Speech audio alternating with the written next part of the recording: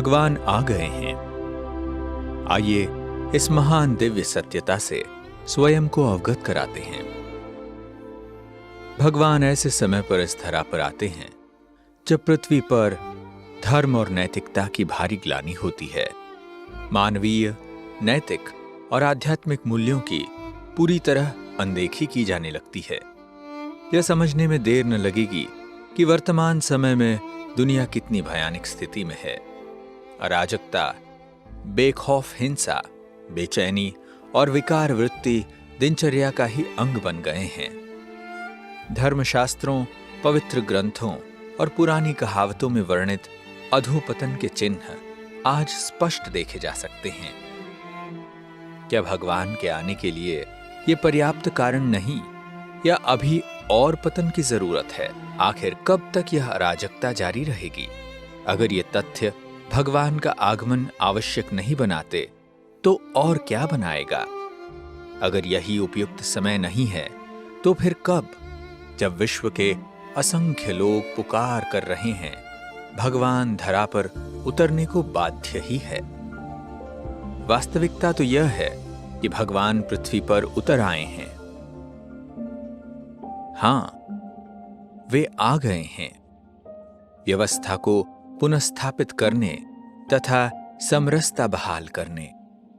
वे आए हैं पृथ्वी के सारे दुख दर्द धोने और यहां पवित्रता, शांति, सुख और खुशी का राज्य पुनर्जीवित करने।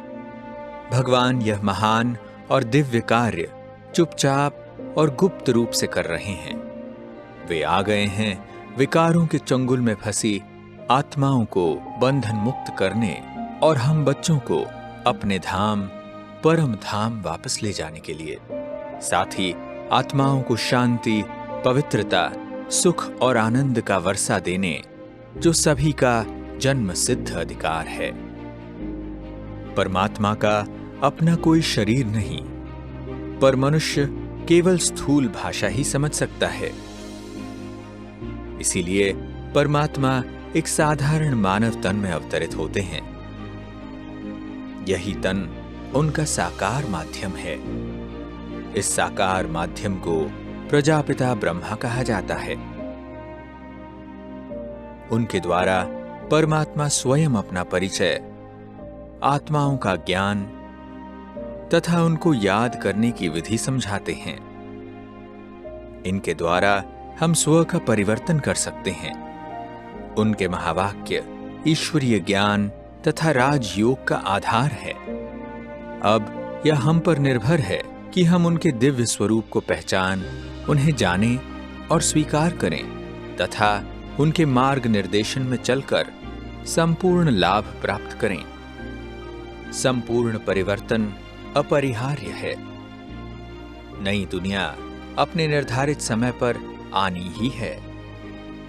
ऐसे में परिवर्तन की सटीक तारीख और समय की जानकारी हासिल करना किसी महत्व का नहीं। महत्वपूर्ण है आत्मशुद्धि द्वारा स्वयं में परिवर्तन लाना। भगवान कहते हैं, तुम मुझे याद करो तो तुम्हारे सारे पाप नष्ट हो जाएंगे। योग की अग्नि से आत्मा में पड़ी खाद भस्म हो जाएगी। केवल ईश्वर ही पतितों को पावन बनाने वाला है। उन्हें बहुत प्यार से याद करना और कर्म को श्रेष्ठ बनाना ही पावन बनने का एकमात्र उपाय है।